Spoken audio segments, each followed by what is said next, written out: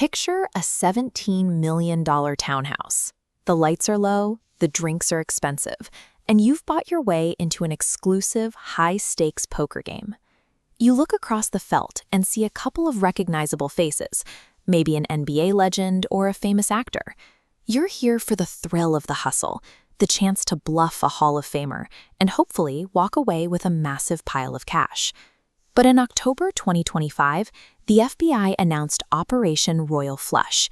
They raided these star-studded games across the country, exposing a sweeping criminal enterprise that used these games to facilitate massive fraud.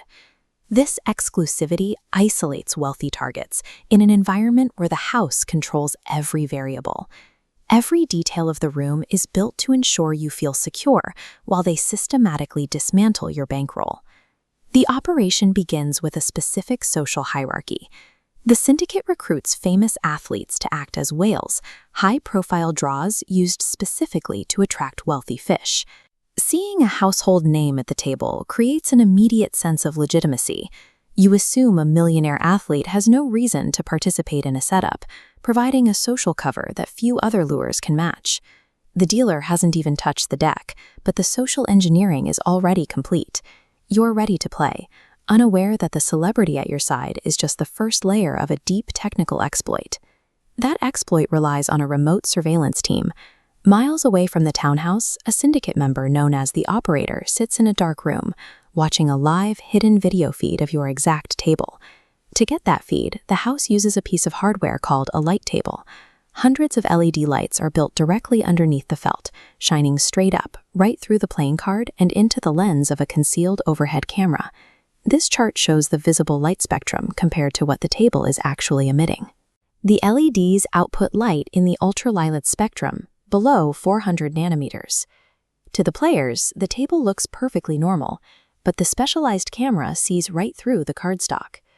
Poker relies entirely on the secrecy of the hole cards. By viewing them from below, the house eliminates the hidden information at the very center of the game. They know your strength before you've even checked your hand. When they aren't modifying the furniture, they attack the shuffle itself. The syndicate found a way to bypass the security of the Deckmate 2, the same automatic card shuffler found in regulated casinos across the globe. The machine is designed to be tamper-proof. Every time it boots, the firmware creates a unique verification hash, a digital snapshot of its own code. It compares this against a known safe value to ensure the software hasn't been altered. But by accessing the shuffler's USB or Ethernet ports, hackers can inject malicious code while simultaneously spoofing the verification hash. The machine reports that everything is secure, even as the compromised firmware takes control. The compromised shuffler then connects to a smartphone via Bluetooth. It transmits the exact order of all 52 cards to a custom app, calculating the winner of every potential hand before the cards are even dealt. This moves the scam from physical surveillance into pure algorithmic prediction. Strategy and skill become completely irrelevant when the software has already solved the math of the entire deck. All this data is weaponized through a role known as the quarterback. This is an operative sitting at the table, masquerading as just another player in the game. The off-site operator relays the predicted outcomes to the quarterback. This happens through discrete texts or even thumpers, small vibration motors strapped to the skin that transmit data through a silent, private Morse code.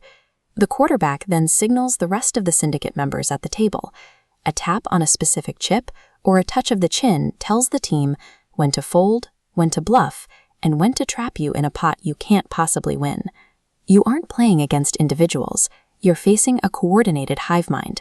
Every player at the table is part of a single integrated system designed to maximize the drain on your pocket. The tension breaks when a victim senses the game is rigged. They realize they've lost hundreds of thousands of dollars in impossible scenarios, and they refuse to pay their illegitimate debts. This operation required a specialized authority to handle those disputes.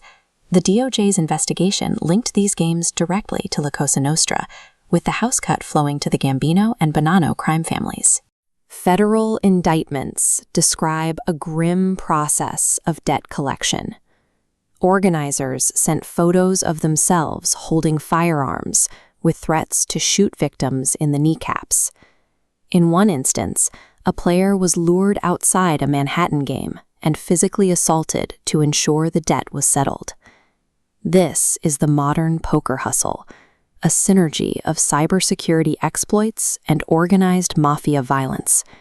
It is a reminder that if you don't know who the sucker in the room is, it's you.